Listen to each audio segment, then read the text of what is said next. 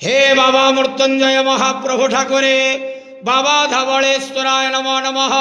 दीपं यदि परम ब्रह्म दीपं यदि जनार्दन दीपहरतु मे पाप पूजा दीप नमस्तुते। धवलेश्वर महाप्रभु संसार सुखी रखंतु। आज शुभ शनिवार रे समस्त श्रद्धालु भक्त मान को आश्रीपद करंतु। मनस्कामना पूर्ण करंतु। कर्म क्षेत्र उन्नति करंतु। ग्रहरिष्ट मान खंडन करंतु। जगतर मंगल करंतु। विश्वर कल्याण करंतु। आपणकर नाम प्रकाश करंतु।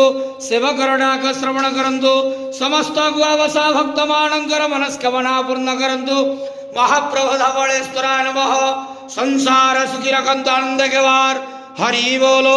आज शुभ शनिवार रे समस्त श्रद्धालु भक्त मान को आश्रीपद करंतु आनंद के वार। हरि बोलो। हर हर महादेव शिव शंभो। बाबा धवलेश्वराय नमो नमः। ओम नमः शिवाय।